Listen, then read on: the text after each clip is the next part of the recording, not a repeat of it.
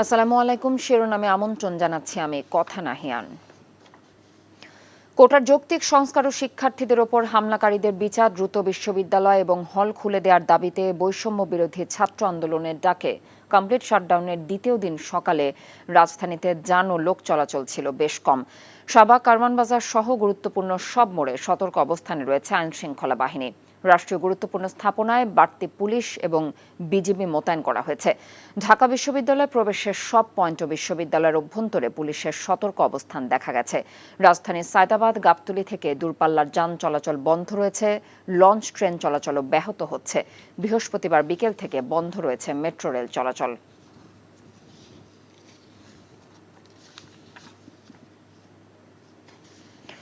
রাজধানীতে আজ পাল্টাপাল্টি সমাবেশ করবে আওয়ামী লীগ ও বিএনপি। দুপুরে বঙ্গবন্ধু এভিনিউতে সমাবেশে ডাক দিয়েছে আওয়ামী লীগ। বিকেল ৩টায় এই সমাবেশে বক্তব্য রাখবেন আওয়ামী লীগ সাধারণ সম্পাদক ওবায়দুল কাদের। অন্যদিকে জাতীয় প্রেসক্লাবের সামনে সমসাময়িক নানা ইস্যুতে ঐক্য সমাবেশ ও বিক্ষোভ মিছিলের কর্মসূচি দিয়েছে বিএনপি। দুপুরে এই সমাবেশে বক্তব্য রাখবেন বিএনপির মহাসচিব মির্জা ফখরুল ইসলাম আলমগীর। অন্যদিকে বাদ জুমা বায়তুল মোকাররম এলাকায় বিক্ষোভ সমাবেশে ডাক দিয়েছে হেফাজতে ইসলাম। এখন জন্ম সনদ দিয়ে খোলো বিকাশ স্টুডেন্ট অ্যাকাউন্ট। নিজের বিকাশ নিজে কর। দর্শক, রাজধানীর সায়েন্স ল্যাব এলাকায় আছেন সহকর্মী হাসানুল শাওন। টেলিফোনে যোগ দিচ্ছেন তিনি। শাওন, রাজধানীর আজকের চিত্র আপনি কেমন দেখছেন?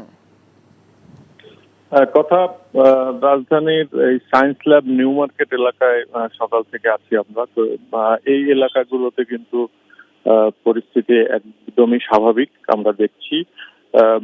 এখানে সকাল থেকে আন্দোলনকারীদের কোনো উপস্থিতি আমরা দেখিনি, বরং যান চলাচলও এই এলাকাগুলোতে স্বাভাবিক আছে। আর নিউ মার্কেট এলাকায় ব্যবসায়ীরা কিছুটা দ্বিধাগ্রস্ত। আজ ছুটির দিন, সেই হিসেবে তারা আসলে দোকান খুলবেন কি খুলবেন না কিছুটা আতঙ্কের মধ্যে আছেন। আর যারা বের হয়েছেন জরুরি প্রয়োজনে, এমন কিছু মানুষের সাথে আমরা কথা বলেছি, তারা সবাই একটু এক ধরনের আতঙ্কের মধ্যে আছেন এবং তারা যাদের খুব জরুরি প্রয়োজন তারাই বের হচ্ছেন। তবে যান চলাচল এই নিউ মার্কেট সায়েন্স ল্যাব এই এলাকাগুলোতে ঠিক আছে। তো এর বাইরে আসলে new market, Azimpur, science lab মোড় এই এলাকাগুলোতে আমরা আইন শৃঙ্খলা রক্ষাকারী বাহিনীর তেমন তৎপরতাও লক্ষ্য করিনি।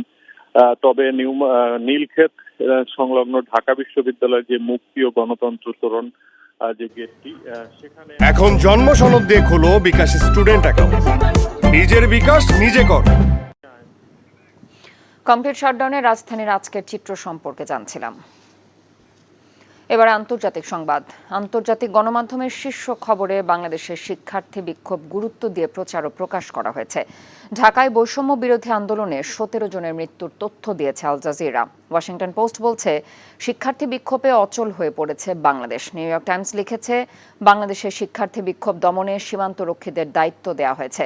Reuters, AP, CNN, Fox News, Voice of America, BBC, the Guardian, Sky News, Deutsche Welle সহ বিশ্বের শীর্ষ গণমাধ্যমগুলো শীর্ষ খবর হিসেবে প্রকাশ করেছে বাংলাদেশের চলমান ছাত্র আন্দোলনে সহিংস হামলা ও হতাহতের তথ্য।